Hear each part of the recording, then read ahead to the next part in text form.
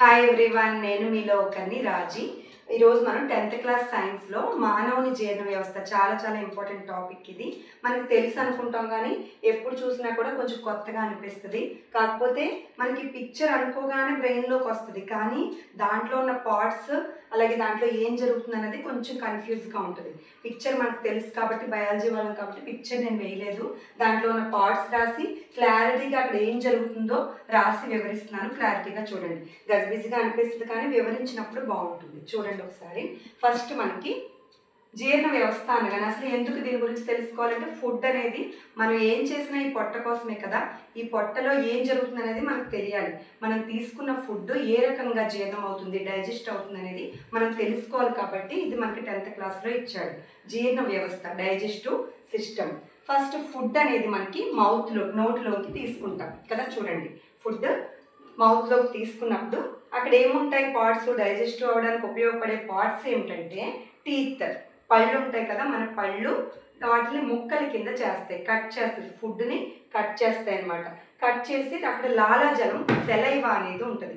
ఆ లాలాజలంతో ఫుడ్ అనేది కలుస్తుంది అనమాట. కలిసి బాలస్ అంటాం దాన్ని. చాలా చాలా ఇంపార్టెంట్ ఇది బాలస్. బాలస్ అంటే ఆహారం లాలాజలంతో కూడిన ముద్ద అన్నమాట. తడి ముద్దని మనం బాలస్ అంటాం. ఇక్కడ ఫుడ్ అనేది ఇక్కడ నుంచి మౌత్లో కొంచెం పళ్ళు ద్వారా కొంచెం కట్ అవుతుంది. కట్ అయిన తర్వాత లాలాజలంలో చాలా చాలా ఇంపార్టెంట్ టైలిన్ అనే ఎంజైమ్ ఉంటుంది. టైలిన్ చాలాసార్లు ఇచ్చాడు ఈ బిట్టు. టైలిన్ అనే ఎంజైమ్ ఎక్కడ ఉంటుందండి అంటే ఇన్ ప్రెజెన్స్ ఆఫ్ సెలైవా. లాలాజలంలో టైలిన్ అనేది ఎంజైమ్ ఉంటుంది. ఇది ఏం చేస్తుందంటే ఫుడ్లో ఉండే కార్బోహైడ్రేట్స్ని జీర్ణం చేస్తుంది. సి అంటే నథింగ్ బట్ కార్బోహైడ్రేట్స్. ఇక్కడ స్టార్ పెట్టినవన్నీ చాలా ఇంపార్టెంట్ అనమాట. కార్బోహైడ్రేట్స్ని జీర్ణం చేసేస్తుంది టైలిన్. కొంచెం సగం పార్ట్స్ అయ్యేలాగా, చిన్న చిన్న పార్టికల్స్ అయ్యేలాగా సగం జీర్ణం అనేది చేస్తుంది టైలిన్ కార్బోహైడ్రేట్స్ని. నెక్స్ట్ మనకి నోటిలోంచి ఆస్యకుహరంలోనికి వెళ్తుంది.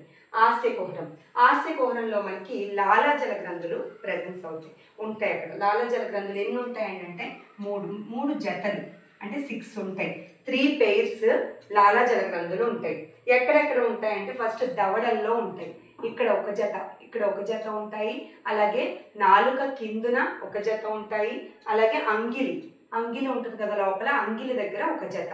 అలా 3 జతల లాలాజల గ్రంథులు ఉంటాయి అన్నమాట. గ్లాండ్స్, సెలైవల్ గ్లాండ్స్ ఉంటాయి. ఆ గ్లాండ్స్ కూడా ఈ సెలైవాని రిలీజ్ చేసి ఫుడ్కి కలుపుతుంది అనమాట. సెలైవా ఫుడ్తో కలుస్తుంది ఇక్కడ లాలాజల గ్రంథుల దగ్గర.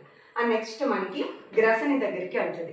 గ్రసని అంటే మనం ఏం చెప్పుకుంటాం, ఆహార శ్వాస మార్గాల కూడలి.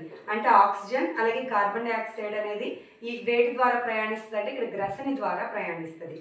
ఇది కూడా చూడండి, ఇది గ్రసని. అక్కడే మనకి ఉపజిహ్విక లేదా కొండ నాలుక కూడా ఉంటుంది. ఎపిగ్లాటిస్ అంటాం. కొండనాలిక ఏం చేస్తుంది, మూతలాగా పనిచేస్తుంది. అంటే ఆహారం శ్వాస మార్గంలోకి వెళ్ళిపోకుండా, ఇప్పుడు మనకి పలమారుతూ ఉంటుంది, స్పీడ్గా తిన్నా, మాట్లాడుతూ తిన్నా, దానికి ఎటెల్లాలో తెలియక ఫుడ్ ఇటు ఆహార మార్గంలోకి వెళ్లకుండా శ్వాస మార్గంలోకి వెళ్ళిపోద్ది. అలా వెళ్లకుండా ఫుడ్ అనేది శ్వాస మార్గంలోకి వెళ్లకుండా కాపాడేది మనకి ఎపిగ్లాటిస్, కొండనాలిక. చాలా ఇంపార్టెంట్ బిట్. ఇక్కడ గ్రసని దగ్గరే మనకి ఎపిగ్లాటిస్ ఉంటుంది, కొండనాలిక. తర్వాత ఆహార వాహికలోనికి వెళ్తుంది.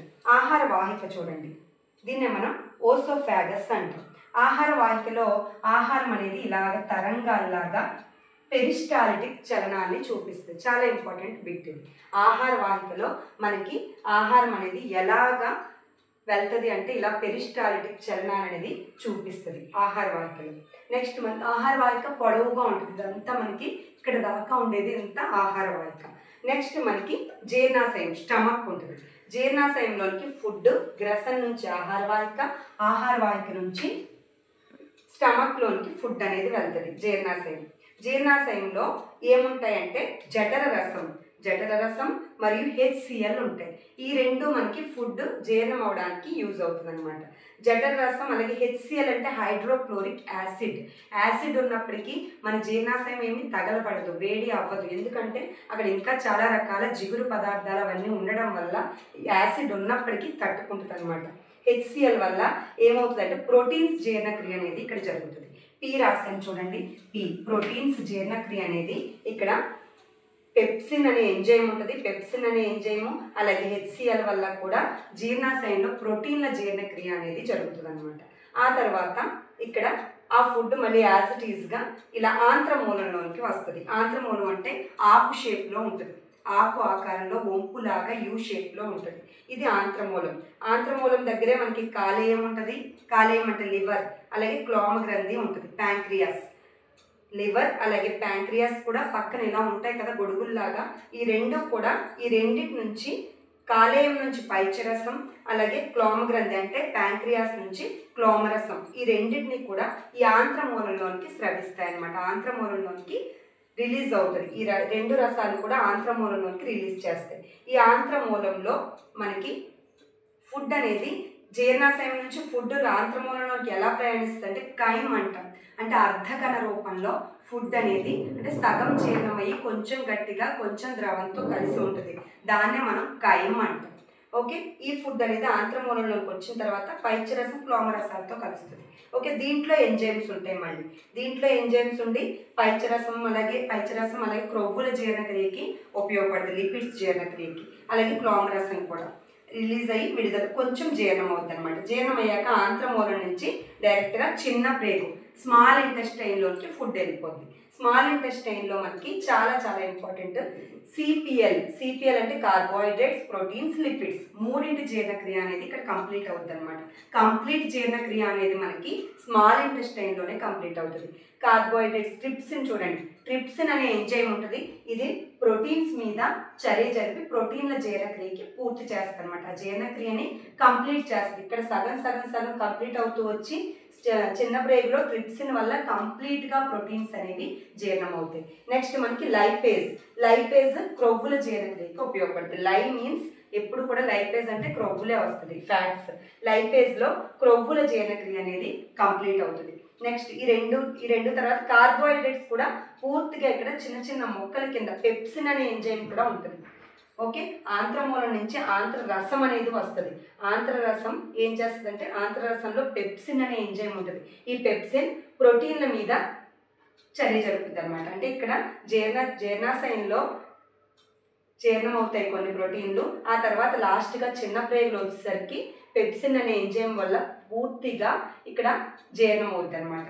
ఓకే, ప్రోటీన్ల జీర్ణక్రియ కంప్లీట్ అయిపోయింది. లిపిడ్స్ అన్ని కార్బోహైడ్రేట్స్ కూడా చిన్న చిన్న పార్ట్స్ కింద విడిపోయి పార్టికల్స్ కింద మొత్తం జీర్ణక్రియ అనేది మనకి ఎక్కడ జరుగుతుందండి అంటే ఇక్కడ చిన్న ప్రేగులోనే పూర్తి జీర్ణక్రియ అనేది జరుగుద్ది.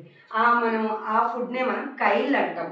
కైమ్ అంటే జీర్ణాశయం నుంచి ఆంత్రమూలంలోకి వచ్చేటప్పుడు కొంచెం ఘన రూపంలో కొంచెం ద్రవ రూపంలో మొత్తం ఉంటుంది. దాన్ని మనం కైమ్ అంటాం. పూర్తిగా జీర్ణమైన ఫుడ్నే మనం కైల్ అంటాం. కైల్. ఓకే, కైమ అంటాం చూడండి మనం. అలాగే ఇది కైల్. ఇలా జీర్ణమైన తర్వాత ఫుడ్ అనేది చిన్న ప్రేగులో మనకి మైక్రోవెల్లై లేదా సూక్ష్మ చూషకాలు అనేవి ఉంటాయి. చిన్న పేగు గోడల లోపల వేళ్ల మాదిరిగా ఉంటాయి. అవి చిన్న పేగు యొక్క వైశాల్యాన్ని పెంచడానికి ఉపయోగపడతాయి అన్నమాట. దాంట్లో అబ్జార్ప్షన్ కూడా ఉపయోగపడతాయి. చిన్న పేగు గోడలు సూక్ష్మ మైక్రోవెల్లై లేదా సూక్ష్మ నాళికలను కలిగి అవి దాంట్లో ఉన్న ఫుడ్లో ఉన్న మెటీరియల్స్ని అబ్జర్వ్ చేసుకుంటాయి అన్నమాట. ఓకే, మొత్తం గ్లూకోజ్ని అంతటిని కూడా అబ్జర్వ్ చేసుకుని మిగిలిన పిప్పిని ఏం చేస్తాయంటే పెద్ద ప్రేగులోనికి ట్రాన్స్ఫర్ చేస్తాయి. పెద్ద ప్రేగులో మనకి నీరు అనేది అబ్జర్వ్ అవుతుంది. దాంట్లో ఉన్న వాటర్ ఏమైనా ఉంటే అబ్జర్వ్ అయిపోయి పిప్పి రూపంలో మిగిలిన ఆ జీర్ణం కాని పదార్థం అనేది పురీషనాళంలోకి పంపబడుతుంది అనమాట. పురీషనాళం నుంచి పాయువు ద్వారా మనకి మల విసర్జన ద్వారా బయటకు వచ్చేస్తుంది అనమాట. వేస్ట్ ఫుడ్ అనేది బయటకు వచ్చేస్తుంది. జీర్ణమైన ఫుడ్ గ్లూకోజ్ రూపంలో మారి చిన్న పేగుల గోడలు అబ్జర్వ్ చేసుకుని బ్లడ్లో కలిపేస్తాయి అనమాట. ఇది మనకి జీర్ణక్రియ. అంటే ఫుడ్ అనేది నోటి నుంచి తీసుకుని లోపల ఎలా జీర్ణమైంది, ఎంత సిస్టమో కదా ఇది, ఎంత మెకానిజం, ఇదంతా జీర్ణమయ్యి ఏ ఎంజైమ్లతో ఎలాగ జీర్ణమైంది అనేసి తెలుసుకున్నాం. ఇదంతా జీర్ణమయ్యే తర్వాత పాయువు ద్వారా మల విసర్జన అనేది జరుగుతుంది అనమాట. ఓకేనా, ఇది మనకి మానవుని జీర్ణ వ్యవస్థ. ఇలాగే మన వీడియోస్లో ఒక్కొక్క టాపిక్కి ఇంపార్టెంట్ టాపిక్స్ చెప్తాను. చిన్న మీరు చదివేసుకోండి. ఇంపార్టెంట్ టాపిక్స్ నేను ఇలా ఎక్స్ప్లెయిన్ చేస్తాను. Keep watching.